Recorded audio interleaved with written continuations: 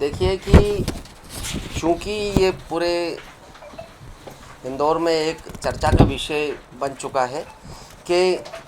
किस तरीके से भारतीय जनता पार्टी के लोगों ने ही षड्यंत्र रचकर अपने लोगों को बार बार हम लोगों के बीच में बोलने के लिए तैयार कर कर और भागीरथपुरे जैसे बहुत गंभीर विषय में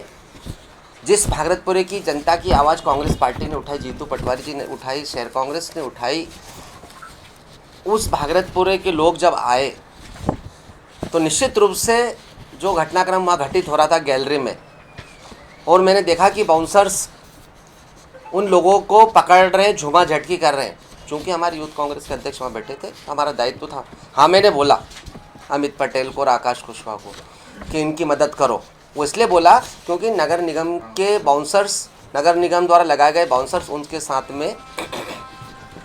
बदतमीजी कर रहे थे। अब वो इशू बनाकर,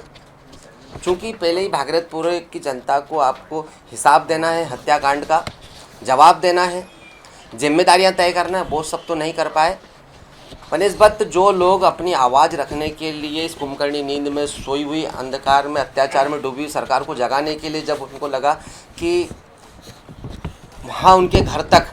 ये रैलियों के माध्यम से सुनवाई नहीं हो रही है, तो मजबूरन उनको आना पड़ा। तो अगर उनके ऊपर कोई अत्याचार हो रहा था, कोई जोर ज़बरदस्ती हो रही थी, और अगर मैंने बोला हमारे अध्यक्ष को, ब्लॉक अध्यक्ष को, तो कौन सा क्या ऐसा इस प्रकार का गुनाह हम करते रहेंगे हमेशा। उसी बात को लेकर मुझसे माफ़ी मंगवाना एक उद्देश्य था उनका कि सिर पर किसी भी कंडीशन में परिषद की बैठक को ख़त्म करना था, क्योंकि परिषद की बैठक में तमाम इंदौर के इश्यूज़ को लेकर बात होना थी। खासकर 36 मौतों का हिसाब देना था महापौर जी को कि इस हत्याकांड के पीछे कौन जिम्मेदार है, नगर निगम ने उसको लेकर क्या क्या करा, किसको दंड दिया, क्या जिम्मेदारियां तय हुई, कौन सा कारण था जिससे इतना बड़ा हत्याकांड हुआ। उसी के साथ साथ ड्रेनेज का इतना बड़ा घोटाला था, उसको लेकर चर्चा करना थी। इसी के साथ साथ गंदे पानी को लेकर, अव्यवस्थित सड़कों को लेकर, यातायात को लेकर, नगर निगम की माली हालत जो ख़राब है उसको लेकर, इन सारे विषयों को लेकर